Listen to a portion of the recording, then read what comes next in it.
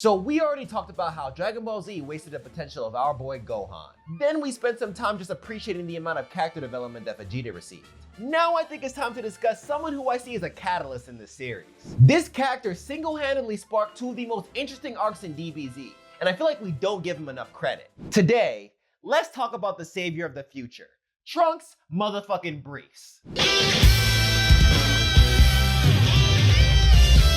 But before we start, I gotta show you guys something lit. So BenQ was kind enough to reach out to me to send me their Screen Bar e-reading lamp so I could tell you guys about it. So this is a USB powered lamp that has the power to light up your whole workspace or gaming space. The temperature of the light is completely adjustable and it has an auto dimming feature, so you don't go straining your eyes when you're looking at your screen for hours on end. It's okay, I do it too. The lamp easily fits on your monitor and it saves way more space than your average desk lamp. And if you need an example of how useful it is, this is how it lights up my desk while working at like 5 a.m. Thanks to all this light, I don't have to worry about wasting more electricity by turning on my room lights. And as I said, it's USB powered, so you just need to connect to your computer or a power brick. Either one works. But yeah, I'm enjoying this light so far. It runs for $99.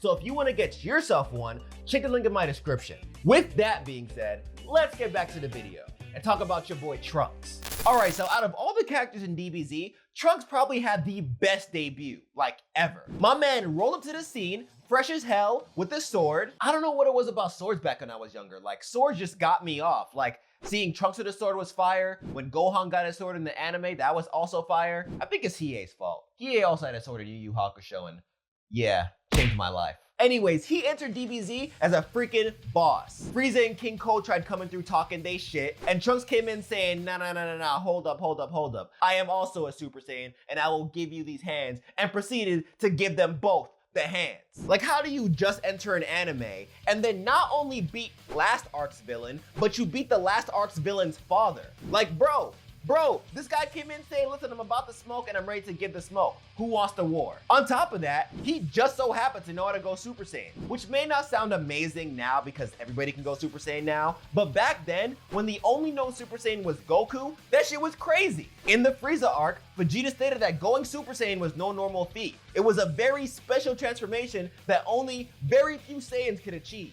But yeah, he came in with the drip, had a sword, knew how to go Super Saiyan, beat Frieza and his father, and on top of all that, he was a complete mystery. We had no idea what Trunks was really about. He could have been a villain, he could have been an anti-hero. All he did was just come in, flex on the whole squad, and was just like, yo, what's up? I'm Trunks. How y'all doing? So already, younger Donchi was hard as hell from seeing this dude Trunks. But Trunks' entrance was just the tip of the iceberg. We haven't even gotten to his backstory yet. And that's what makes his character truly interesting. So in Totally Not Mark's very well done video about Trunks, which you guys should watch by the way, he spoke about how conflicts and wounds are used to make a hero interesting. Basically, when tragedy hits the hero of a story, and that tragedy basically shapes the hero's whole mission throughout his arc, that hero becomes way more interesting and we become more invested in that hero's story. Like, think about Attack on Titan. The first episode of Attack on Titan had Eren lose his mom to a Titan. Like, Eren literally watched a Titan eat his mom and we just had to sit there and experience that shit. However, that conflict made Eren way more interesting as a character.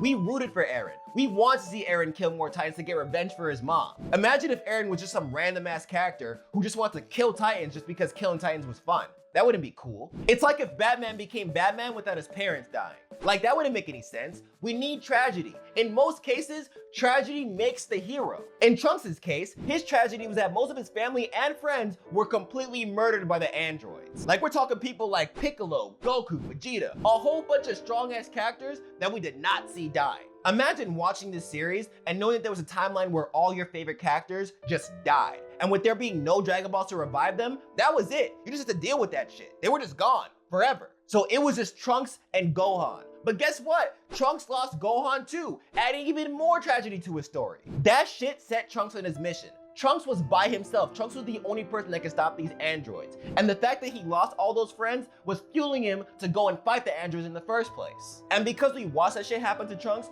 we got emotionally invested in Trunks. We want to see him get revenge on the androids for killing all of his friends and family. In that vein, I gotta say that I feel like Trunks was the true hero of the Android saga, mainly because of all these facts. Yes, technically speaking, Gohan was the hero of the Android and Cell arc, but Gohan was not hit with as much tragedy as Trunks was. So as cool as it was to watch Gohan go Super Saiyan 2 and all that shit, I was personally more emotionally invested in Trunks' story because he went through more shit and I felt that shit. So at the end of the Android and Cell saga, when he actually went back to the future and beat the androids and Cell, I was like, yes, thank you, you did what you had to do. You accomplished your mission. I felt relieved and I felt accomplished watching that whole scene because I was like, that's it. My nigga's out here doing his thing and he beat the androids for killing all of his friends. It was one of those situations where you just want to see your boy win. And I saw my boy Trunks win and I was happy. As crazy as it may sound, I think that was the perfect ending to the Android saga. Which may sound weird after hearing me talk about how important Gohan going Super Saiyan 2 was and how the passing of the torch from Goku to Gohan was hella important. I don't know, it just felt right to have Trunks end the arc. Because at the end of the day, Trunks started this arc. This was Trunks' arc. This was Trunks' personal arc. This arc didn't start because Gohan felt like he needs to get stronger to protect his friends, or because Vegeta was tight about not being able to go Super Saiyan. This arc started because Trunks lost his friends and family to the androids and he came to the past to try and solve that shit. So it only makes sense for the hero, the person who was struck with tragedy, to end the arc. And it was honestly just cool watching Trunks end these guys in the coolest and most badass way possible. My man came in the black tank top and said, yo, square up, and fought Android 17, then 18, then fucked up Cell with the heat dome attack. It was crazy. I loved it. That scene was fire. Now the next time we see future Trunks was in the Goku Black arc in Super, which, out of all the arcs in Super, was honestly my favorite arc. And future Trunks' inclusion in that arc was like 60% of the reason why I love that arc. All right, now I would say the Goku Black arc reused the Android saga formula. Like, think about it, the same situation happened. The hero, Trunks, once again, gets hit by tragedy when Goku Black basically decimates his whole town and also kills his mother. Now, the interesting part about this conflict is that it didn't just hit Trunks, it also hit Vegeta. Because when Trunks went back to the past to tell Z-Wars about how shit was getting fucked up in the future again, Vegeta was immediately hurt about how Bulma got murked. So in this case, it's almost like we have two different heroes. Because on one side, we have Trunks, who was just trying to save his world from Goku Black because Goku Black is crazy. And then on the other hand, we have Vegeta, who wants to get revenge on Bulma and also wants to make sure that his boy has a good world to go back to. Which brings me to the main reason why I love the Goku Black arc. And that was Vegeta and Trunks' relationship throughout the whole thing. It was obvious that Vegeta was no longer apprehensive towards his son. He actually cared for his son, like a lot. And he showed it in the most Vegeta way possible. The two started training mainly because Vegeta wanted to make sure that his son was not going on a suicide mission. He wanted to make sure that Trunks was ready for Goku Black. And if Trunks wasn't ready for Goku Black, then he would go handle Goku Black. So while that test of strength thing was kind of savage because deadass Vegeta wilded out on Trunks for no reason, it was also very important because Vegeta just wants to test his son's strength. He doesn't want Trunks going out to fight Black and then come to find out that Black actually killed Trunks and then now he has to go and kill Black. And guess what? No more future son and he has to be sad about that shit. He has to live with that shit. So the Goku Black arc didn't only make Vegeta and Trunks the heroes, it also built in their emotional connection that was starting to be developed back in the Android and Cell saga.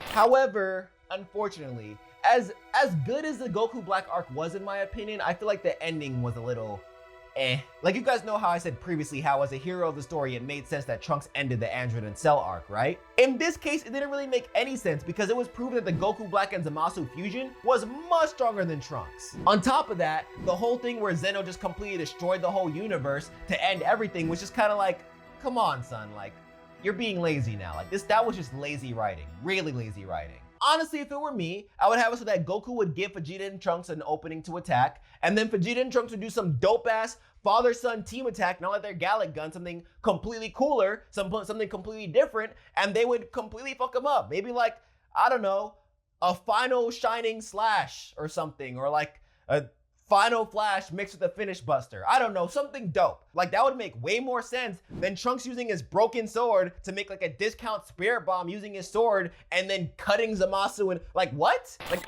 the fuck what were they thinking? It's like they built this arc so well and then they just shed on it. They were like, nah, this arc is trash now, bro. That's what you get for having hope that this arc could be good. It's terrible now. This arc ending was ass. However, my stance still stands. Within the Android saga, the Cell saga, and the Goku Black saga, I firmly believe that Trunks was the true hero. Even though he wasn't really seen as a protagonist of those arcs, I felt way more emotionally connected to Trunks. I saw his story, I saw what he went through, and I just wanted my boy to win, son. But yeah, that's how I feel about Trunks.